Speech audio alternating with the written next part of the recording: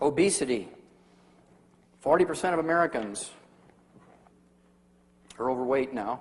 They're obese, 30 pounds overweight over their ideal weight for their body type and height and so forth. 40% of Americans are obese. This is relatively new. 50 years ago, it was like 15%, and 100 years ago, there was very rarely, less than 1% of Americans were obese. And it turns out it's caused by a simple, single problem. I can walk on a horse farm, and I can tell you in 30 seconds if the horses on that farm are getting all the minerals they need. This is a little working wagon in an Amish farm in Lancaster County, Pennsylvania. And I walked on that place, and I knew immediately that the horses weren't getting all the minerals they needed because the horses were eating, nibbling all along this buckboard rail, and then they just ate this one particular place. Why did they eat that one particular place? Because that's where the farmer put his hand when he jumped out of the wagon every time.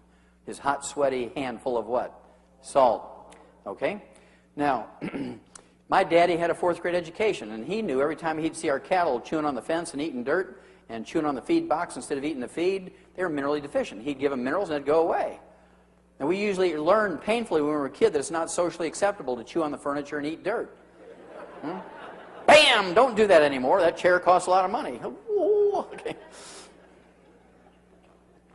If you're that hungry, go into the kitchen and have a piece of pie and ice cream, or eat a Twinkie, or have a RC and a moon pie.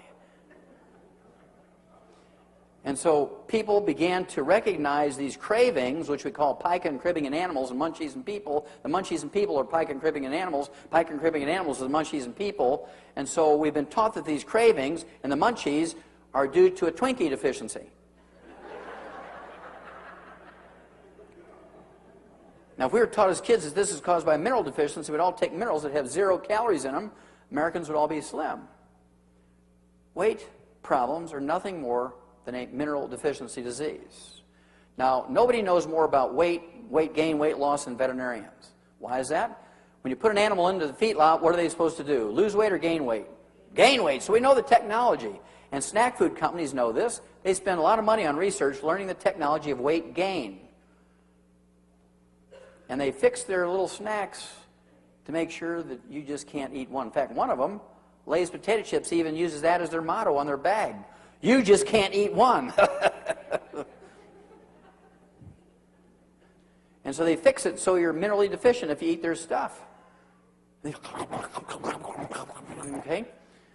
But if you take your minerals, the cravings go away. And that alone, you can lose 10, 15, 20 pounds just because you're not desiring to eat things between meals. You're not going to sit there and watch TV and fill your face all night because you don't have those cravings anymore. It's not a problem with your self-respect. It's not a problem. You don't have a deficiency of hypnosis. You don't have a deficiency of acupuncture. You don't have a deficiency of ephedra. You have deficiencies of minerals. You take your mineral program, need a couple of meal replacers a day, give up some carbohydrates, which you learn from Clive McKay and William Banting and so forth, and Bob Atkins. You give up carbohydrates in your bread and your pastas and your rice and your potatoes, and you're going to lose weight and keep it off.